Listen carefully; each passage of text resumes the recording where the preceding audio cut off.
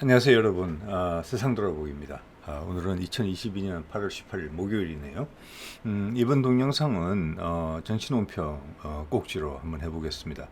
제목에서 보신 것처럼 아마 지난주 정도에 우리나라에 아마 처음 소개된 것 같아요. 미국의 여론조사 기관이죠. 모닝 컨설트라는 곳. 거기서 주관으로 전 세계 아마 서방권 기준으로 아마 22개 영향력 순위이지 않을까 싶어요. 22개 주요국의 지도자의 국정 지지율을 모아서 발표를 하고 있는데 그게 이제 지난주 처음 한국으로 어떤 경로를 통해서 소개가 됐다는 것이고 이번에 오늘 한두 시간 된 것 같아요. 이번 주 주간 지지율이 발표가 됐어요. 그래서 그게 관련된 짤막한 영상을 지금 제작을 하고 있는 거죠. 자, 보면 이거 지난번 영상에서도 제가 말씀을 드렸는데 모닝 컨설트라는 회사고 뭐 미국에서는 자리를 잡은 회사인 것 같아요. 그렇게 허당인 회사는 아닌 걸로 보이고 가장 중요한 것은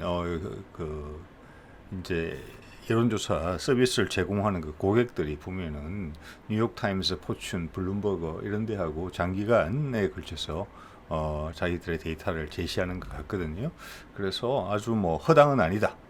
이런 이제 느낌이 들고 그 외 방법론이나 이런 부분에서는 제가 끝에 지난 동영상을 달아놓도록 하겠습니다. 그리고 여기 설명란에도 이 홈페이지 모닝 컨설트 홈페이지를 달아놓을 테니까 방문해 주셔서 직접 눈으로 확인하셔도 됩니다. 네. 자, 오늘 발표 자료는 핵심이죠. 이 보면은 지난주에도 22개국 지도자들의 국정 지지율에 최하위 자리를 우리 대통령이 차지를 했었죠. 뭐 명예스러운 건 아니죠. 명예스러운 건 아닌데 이번에도 역시 순위는 바뀌지 않았어요. 역시 22등을 기록했고 21등 오스트리아 지금 지도장 수장인 것 같은데 거기랑 2% 차이가 나고 있어요. 그래서 지난주 자료와 비교를 해보면 긍정에 대한 비율이 19%에서 20%로 올라갔어요. 그런데 또 동시에 주목할 만한 것은 부정에 대한 이제 부정률이죠. 부정률도 지난주에 72%에서 73%로 또 1% 올라갔어요. 그래서 큰 차이가 없는 것이고 이걸 뭐 굳이 분석을 하고자 한다면은 잘 모르겠다라는 청이 지금 현재 7%로 돼 있죠. 지난주에는 9%였어요. 그 9% 중에 2%가 마음의 결정을 한 거예요. 한쪽은 지지율을 결집하는 쪽으로. 그리고 나머지 1%는 아니다, 싫다, 이런 마음의 결정을 굳혔다. 이렇게 굳이 해석을 하자면 해석을 할 수 있는 결과예요, 이게. 그런데 제가 봤을 때는 1%의 변화 가지고 뭐 큰 변화가 초래됐다. 이렇게까지 말할 수는 없고, 좀 더 장기적인 시간을 두 여러 주를 걸쳐서 봐야 되는 상황이다. 지금은 그냥 지난주랑 좀 비슷하다. 그리고 지지율이 살짝 지지세가 결집하는 부분도 있고 또 중간층에서 마음을 돌린 경우도 있다. 뭐 이 정도로 뭐 굳이 분석을 하자면 할 수 있을 것 같아요. 그래서 주요 지지국 우리한테 관심이 있는 그리고 우리가 사정을 어느 정도 아는 나라들의 그들의 지도자들의 지지율 변동을 보면은 인도의 모디 총리 같은 경우는 지난주에 뭐 단연코 1등이었죠. 지금도 1등입니다. 지지율이 변화가 없어요. 74%.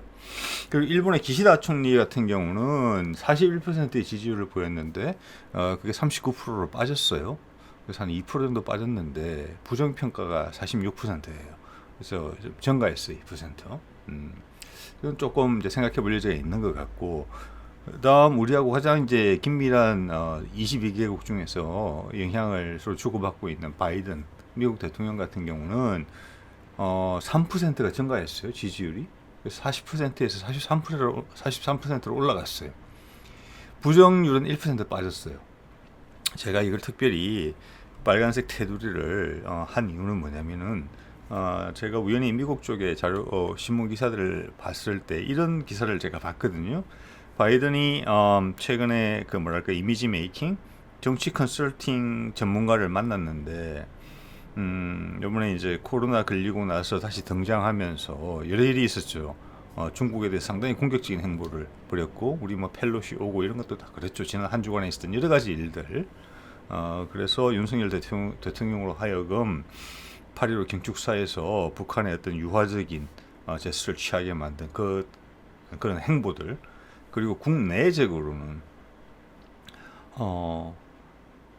트럼프 전 대통령의 집을 압수수색하면서 강공책으로 갔죠. 예. 그러면서 그 기사들에서 언급하는 거는, 그러면서 바이든의 얼굴에 제스처라는 면에서 훨씬 자신감이 있는 이미지로 변신을 했다는 거예요. 그래서 그 점이 상당히 긍정적으로 비춰진다. 이런 유의 기사를 제가 봤거든요. 자, 그런데 제가 이제 TV 화면상으로 볼 때, 유튜브 상으로 볼 때도 달라졌어요. 훨씬 자신감이 있어 보여요. 지금 미국은 어려운 상황이거든요. 그래서 지도자가 막 짜증을 낸다거나 스스로 위축돼 있고 불안정한 모습을 보이는 것보다 내부는 똑같은 사람이라면 바깥 표현을 바꾼 건 분명한 것 같아요. 자, 그런 면에서 봤을 때 3% 지지율의 증가가 있거든요. 지금 일주일 만에. 예, 부정은 또 줄었어요. 그렇게 봤을 때 지금 우리가 보고 있는 모닝 컨설트에서 2%를 넘어서 한 3%의 정도의 주간 변화가 있다는 것은 충분히 사람들이 체감하는 정도의 변화가 있는 수치구나.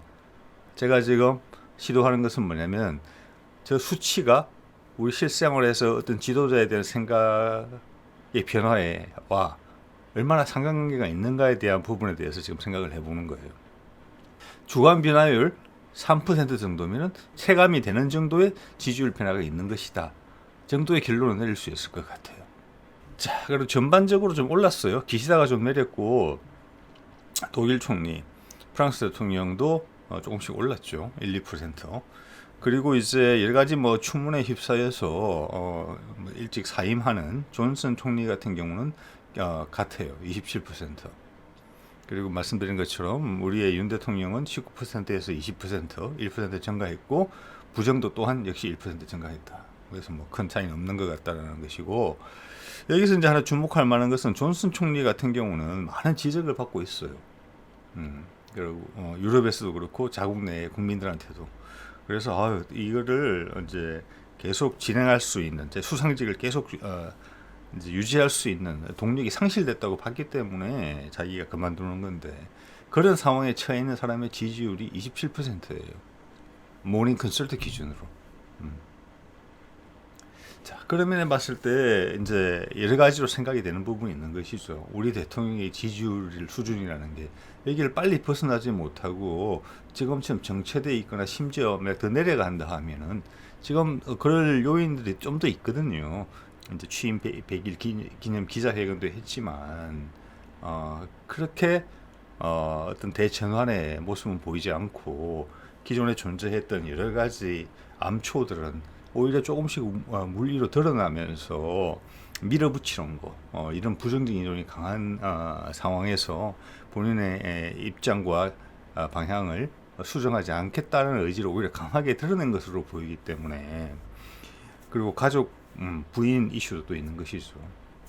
그렇기 때문에 이 지지율이 반등하는 기회를 모색하는 것은 쉽지 않겠다. 그리고 당내 내분도 좀 심화되고 있는 상황이기 때문에 그 역시 또 낮은 지지율과 상관이 있는 것이거든요. 자, 그렇게 봤을 때 미국에서 전략가들이 이야기하는 미국의 이해관계에 아주 중요한 한국이라는 나라에서 지금의 대통령, 나의 파트너가 지지율이 저렇게 안 나온다 하면은 미국이 어떤 식으로든지 개입을 해야 된다. 미국의 이해관계를 지키기 위해서라도, 이런 이야기가 계속 나오고 있는 거거든요.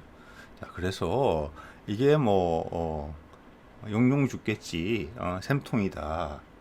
또 아니면 내가 지지하는 입장에서는 어떡하나. 이 정도 개인 차원의 걱정이나 우려, 이거를 훨씬 넘어서는 차원의 문제가 발생할 수 있는 상황이에요. 지금 동북아 상황이 정신없이 이제 변하고 있기 때문에. 그래서 그런 관점을 이 데이터를 보면서 우리가 가졌으면 좋겠다, 이런 생각이 좀 드는 부분이죠. 예.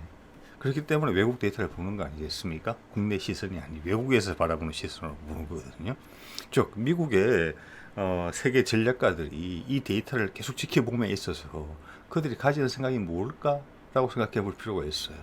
그들은 어떤 생각을 할까? 이걸 보고. 그겁니다, 바로. 자, 바이든의 지지율 아까 3%가 좀 의미가 있어 보인다라고 제가 말씀을 드렸거든요. 이거 보면은 끝에 지금 이게 마지막 날이 8월 16일인가 그래요. 끝에 탁 올라가는 게 보이죠. 저게 휴가에서 돌아간 이후에요. 밑에 파란색이 지지율이에요. 예. 위에 이제 고동색이 지지하지 않는다는 것이고, 여기 보면은 요 지난 2, 3일간의 기간에 지지율이 반등하는 기색이 분명한데, 저때 있었던 가장 큰 사건이 뭐냐면 이 몸의 제스처를 바꾼 거, 자신감 있는 태도를 보이는 부분하고 중국에 대해서 강경하게 나가는 부분, 그리고 트럼프 조사한 부분이 같이 있는 그 기간이에요. 그래서 역시나 이 데이터, 이 그래프를 보더라도 3%라는 게 의미가 있는 거구나, 이렇게 또 느낌이 전해져 오네요. 예. 반면에 이제 우리 대통령의 지지율을 보면은 데드 크로스가 일어난 이후로 뭐 양갈래로 확 펼쳐졌죠. 이게 아주 적나라한 상황이 된 것이고, 예외적인 경우이면 분명합니다. 그래서 이제 마지막 지금 지난 한 일주일을 봤을 때 지금 뭐 느끼시겠지만 지지율이라는 부분이 20%에서 왔다 갔다 하는 것이기 때문에 19, 20, 뭐 지난 일주일에서 한 10일간 19%나 20%나 이거는 별로 의미가 없는 이야기 같은데, 부정적인 여론은 꾸준히 상승 추세를 보이는 부분이 있는 것 같아요. 즉 중간층에 있던 사람들이 지지로 돌아선다기보다는 부정적으로 돌아서는 경향이 되게 많아 보인다, 이렇게 판단할 수도 있는 데이터인 것 같아요. 자, 또 그리고 지난 시간에도 말씀을 드렸지만 이게 지금 모닝 컨설트가 중요한 이유가, 방법론 같은 게 우리하고 다르겠지만 이 사람들이 22개국의 지도자의 국정 지지율을 일주일마다 공개하는 이유는 뭐냐면, 우리는 이 정도로 그 각각의 국가에서 제일 중요한 여론조사거든요. 지금 이게 그걸 함으로써 우리는 그만큼 영향이 있고, 로컬 업체들하고 그 각각 국가의 업체들하고 경쟁했을 때 우리는 자신이 있다라는, 왜냐하면 서로 승부를 겨루는 그런 장이에요. 그래서 그 시장에 진출하고 싶다. 그래서 우리가 정치 컨설팅이 필요하거나 브랜드 컨설팅이 필요하거나 여론조사가 필요할 때 우리를 이용해도 된다 라는 것을 증명하기 위한 데이터거든요. 본보기 데이터란 말이에요. 이걸 심사숙고해서 결정을 하고 내놓는 데이터일 거예요. 즉 여기 한국 담당자는 한국에서 나오는 뭐 리얼미터나 한국 코리아 리서치, 그리고 한국 갤럽, 이런 데이터를 다 보고 분석하고 있는 사람이란 거예요. 자, 거기서 문제 제기가 생기더라도 우리 거를 관철시킬 수 있고 우리 여론조사가 더 맞을 수 있다는 것을 이야기할 수 있는 자신감이 있다 하기 때문에 이걸 내는 거예요. 그래서 22개국에다가 지금 마케팅을 하는 거란 말이에요. 이 미국 회사가. 그렇게 보는 게 정상이거든요.